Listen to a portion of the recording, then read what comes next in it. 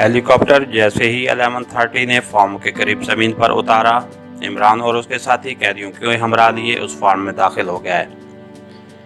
1130 ने आगे बढ़कर पैदान के नीचे से चाबी निकाली और फिर दरवाजा खोल दिया।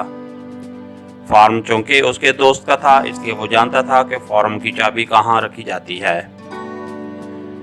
तुम इस हेलीकॉप्टर को कहीं ले जाकर ठिकाने लगाओ, वरना इसकी मौजूदगी हमें टारगेट बनाए रखेगी। इमरान ने दरवाजा खोलते ही 1130 ने मुखातिब होकर कहा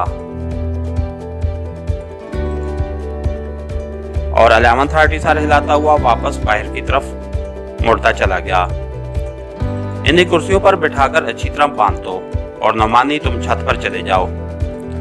सफ्तर, शकील और तनवीर तुम तीनों फार्म की तीनों अतराफ से निगरानी करो और सिद्दीकी तुम सामने के रुख बाहर निकल जाओ और किसी दरख्त पर बैठ जाओ। मैं जरा इनसे पूछ-गुछ कर लूं, इसके बाद आइंदा का लाहे अमल बनाएंगे। और सुनो, कोई मशकूक बात नजर आए तो फौरन ट्रांसमीटर पर मुझे इत्तला करना।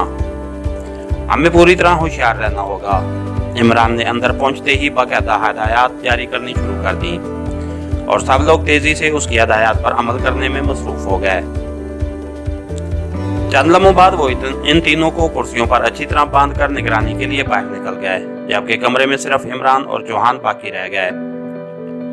देखो भाई, हमारे पास बातचीत करने का बिल्कुल वक्त नहीं है, इसलिए मैं ज्यादा सवाल नहीं पूछूंगा। मुझे सिर्फ इतना बता दो कि कारखाने के अंदर जाने का क्या जरिया है। इमरान ने उन तीनों से मुखातिब होकर कहा। किस कारखाने की बात कर रहे हो? नंबर 1 ने चौंकते हुए पूछा। मसनूई इंसान बनाने वाले कारखाने की, इमरान ने सपाट लहजे में जवाब देते हुए कहा। ऐसा कोई कारखाना यहाँ मौजूद नहीं है और ना ही हमने ऐसे किसी कारखाने के मुतालिक आज तक सुना है, नंबर 1 ने जवाब देते हुए कहा। और इमरान उसकी बात सुनकर चौंक पड़ा, क्योंकि बोलने वाले की आंखें बता रही थी कि वो सच कह रहा है। इमरान को अब मुजरिमों से पूछ-गुछ करते करते उसे इस बात का अच्छी तरह अंदाजा हो गया था कि कौन किस वक्त सच बोल रहा है और कौन झूठ बोल रहा है। दूसरे लम्हे इमरान के ज़हन में एक ख्याल आया कि कारखाना यकीनन इस कदर खुफिया रखा गया है कि नजदीक तरीन के लोगों को भी उसका इल्म ना हो।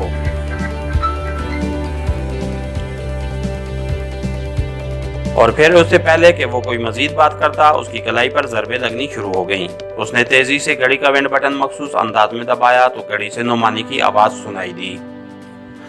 हेलो, नौमानी बोल रहा हूँ। हेलीकॉप्टर को 4 फाइटर तैयारों ने घेर लिया है। 1130 ने बगैर पैराशूट के नीचे छलांग लगा दी है और हेलीकॉप्टर तबाह हो गया है। फाइटर तैयारे वापस चले गए हैं, ओवर, नौमानी ने तफसील बताते हुए कहा। ओह, इसका मतलब है कि हमें चेक कर दिया गया है।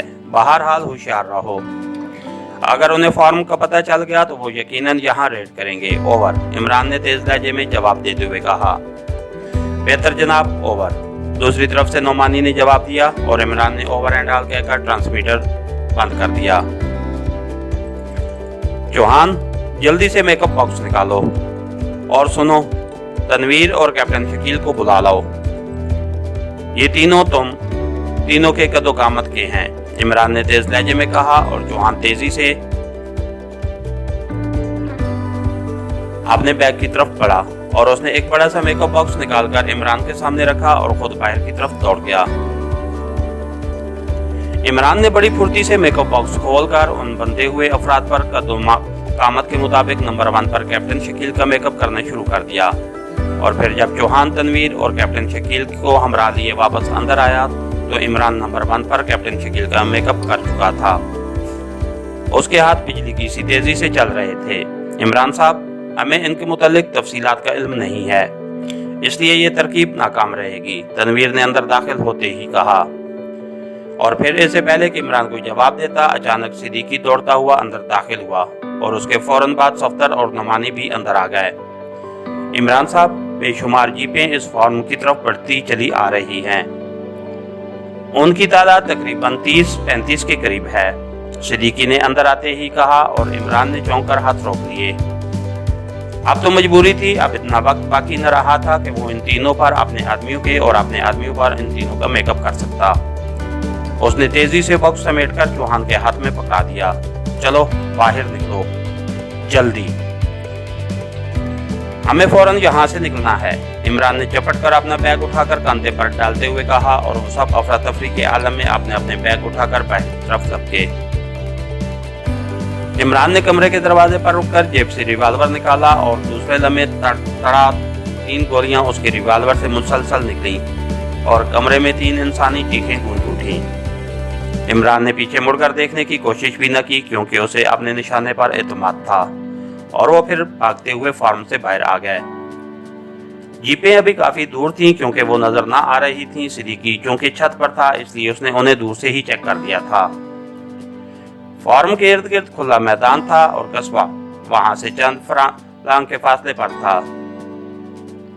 अलबत्ता कस्बे की एक बड़ी सी इमारत फार्म से तकरीबन 200 गज के फासले पर थी। फार्म के इर्द गिर्द खुला मैदान था और कस्बा वहां से चंद फरलांग के फासले पर था। अलबत्ता कस्बे की एक बड़ी सी इमारत फार्म से तकरीबन 200 गज के फासले पर थी, इसलिए इमरान ने उस इमारत की तरफ जाने का ही फैसला किया। उसे मालूम था कि कस्बे की गहमा गहमी में तो कोई जगह बनने का इम्कान हो सकता है, जबकि खुले मैदान में वो किसी सूरत भी न बच सकेंगे। इसलिए उसने उसी इमारत का रुख किया और फिर वो दरख्तों की आड़ लेकर तेजी से इमारत की तरफ बढ़ते चले गए और जाहिर है उनकी रफ्तार इंतहाई तेज थी। वो दरख्तों की आड़ लेकर इसलिए भाग रहे थे ताकि जीपों में सवार आने वालों की नजरों में ना आ सकें। जब वो उस इमारत के करीब पहुंचे तो इमारत के गिर्द मौजूद बाउंड्री फलांगने हुए अंदर दाखिल हो गया है। जब वो इस इमारत के करीब पहुंचे तो इमारत के गिर्द मौजूद बाउंड्री फलांगते हुए अंदर दाखिल हो गया क्योंकि बाहर ताला लगा हुआ था और उनके पास इतना वक्त न था कि वो ताला खोलकर अंदर दाखिल होते। फिर जैसे ही वो अंदर दाखिल हुए उसी लम्हे उन्होंने जीपों को फार्म के गिर्द फैलते हुए देख लिया। तनवीर, तुम यहाँ फाटक से चेक करो, ये लोग इधर आने लगे तो बताना, इमरान ने तेज लहजे में कहा और फिर वो बाकी साथियों समेत तेजी से इमारत के अंदर दाखिल होता चला गया। इमारत के बाहर लगे हुए ताले से तो यही ज़ाहिर होता था कि अंदर कोई शख्स मौजूद नहीं है, लेकिन उसके बावजूद इमरान मोहतात था। इमारत खासी बड़ी थी और वाकई खाली पड़ी हुई थी। इमारत के अंदर तकरीबन 10 के करीब कमरे थे जिनमें बड़ी बड़ी पेटियां पड़ी हुई थीं जो खाली थीं। यूं लगता था जैसे ये किसी कारखाने का स्टोर रहा हो। इमरान ने बड़ी फुर्ती से उन पेटियों को चेक किया और दूसरे लम्हे उसके ज़हन में छुपने की एक अजीबोगरीब तरकीब आ गई। उसने एक कमरे में पड़ी हुई पेटियों की तरतीब तेजी से बदलनी शुरू कर दी और फिर बाकी साथी भी उसकी हदायत के मुताबिक तेजी से हरकत में आ गए।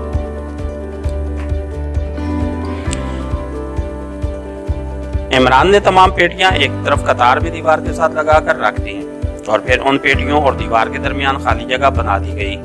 क्योंकि पेटियां तादाद में काफी थीं इसलिए वो कतार में लगने के बावजूद कम से कम 4 पेटियां एक दूसरे के ऊपर आ गईं। इस तरह पेटियों की पूरी दीवार बन गई। इमरान ने आखिरी कोने से पीछे घुसने का रास्ता रख दिया था। उसी लम्हे तनवीर भागता हुआ अंदर दाखिल हुआ।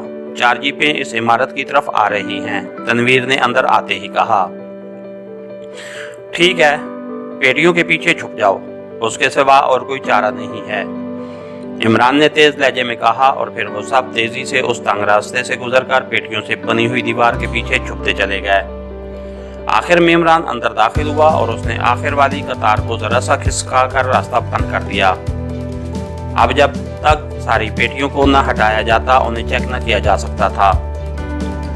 ये तरकीब उनके खिलाफ भी जा सकती थी और उनके हक में भी। अगर उन्हें चेक कर लिया जाता तो फिर उनके निकलने का कोई रास्ता बाकी न था। वो चूहेदान में फंसे हुए चूहों की तरह बेबसी के आलम में पकड़े जा सकते थे और उनके हक में इस तरह कि उन्हें आसानी से चेक न किया जा सकता था। उसी लम्हे इमारत के अंदर कई अफराद के दौड़ते हुए कदमों की आवाज़ें सुनाई दी और उन सब ने अपने अपने सांस रोक लिए। इसके साथ ही हमारी आज के एपिसोड का इख्तिताम हुआ। कहानीगर चैनल को लाइक कीजिए, सब्सक्राइब कीजिए और बेल आइकन को प्रेस कर दीजिए ताकि हर आने वाली नई वीडियो आप तक बर वक्त पहुँच सके। शुक्रिया।